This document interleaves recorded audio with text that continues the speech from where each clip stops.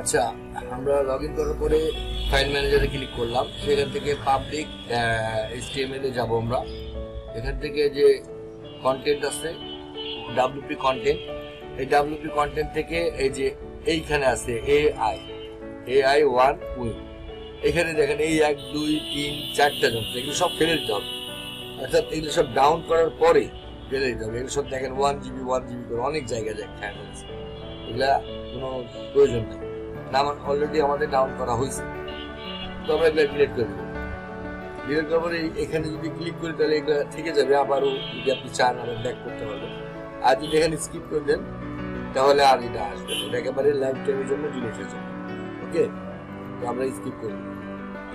তারপর যেটা করবো টেম্প ফাইলের মধ্যে এগুলো সব আমাদের দরকার নেই। সিলেক্ট অল করে ডিলিট করে দেবো। ডিলিট করে স্কিপ করে আমরা ওকে করবো। এই টেম্প ফাইলটা ডিলিট করবো। এরকম করে আর কিছু না, আর বাকিগুলো যা আছে তাই থাক, যা আছে সুন্দর আছে।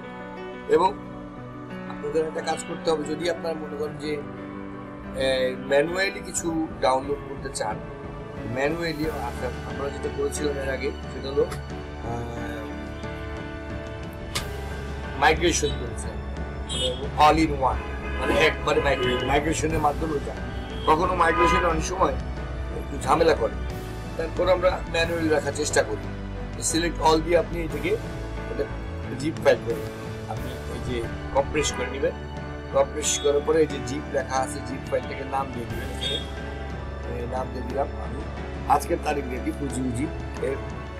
UGI এর UJI আজকের তারিখ হচ্ছে 15 জানুয়ারি 01 2025 আজকের তারিখ। এটা দিয়ে দিলাম, আমাদের এটা থেকে গেল .zip। এটা না দিলেও চলে, তারপর দিয়ে দিলাম .zip। এটা যদি নাও দেন সমস্যা নাই, তারপর দিয়ে দিলেও সমস্যা নেই। আমরা কম্প্রেস করি।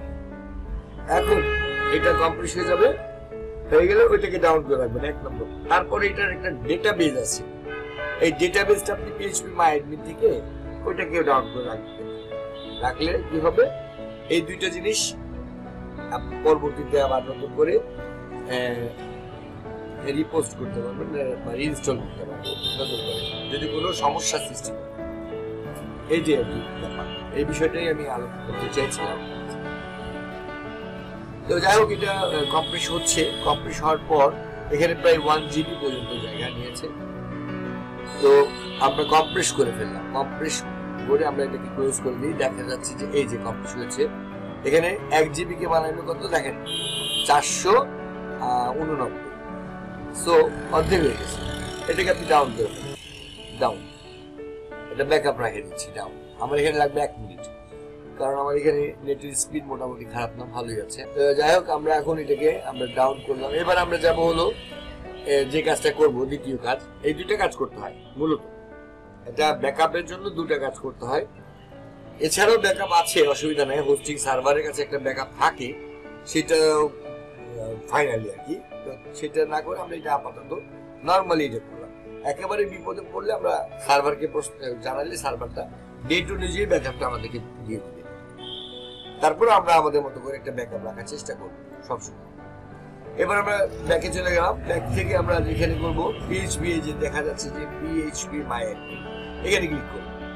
করার পর আমরা দেখতে পাবো এখানে আসছে আপনার সাইটটা, এই যে উপরে দেখতে পাচ্ছেন, এখানে একটা ক্লিক করুন। এই ক্লিক করলে এইখানে সাইটটার ডেটাবেস লক্ষ্য করছি। এই ডেটাবেসটা আমার এক্সপোর্ট করতে হবে। এক্সপোর্ট করে দিন, তারপরে আবার এক্সপোর্ট করবেন, তাহলে আপনার এই ডেটাবেসটাও এক্সপোর্ট হয়ে যাচ্ছে। সো ফাইলটা এক্সপোর্ট হলো, ডেটাবেস, দুটো জিনিসই এক্সপোর্ট হয়ে গেল। এখন এই দুটো জিনিসকে আমরা কপি করে আমাদের এই তারিখ অনুযায়ী আমরা একটা ফোল্ডারে রেখে দিই। তো দেখি, চলুন কপি করে দিই। এখানে ক্লিক করুন।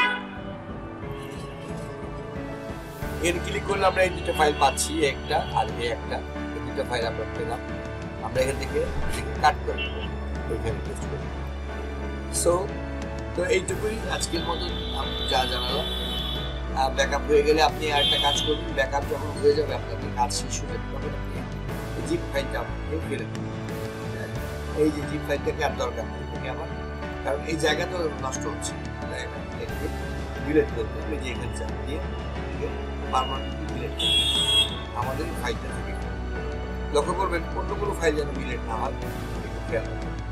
এইটুকুই আজকের মতন এইটুকুই আমি লগ আউট করে দিচ্ছি।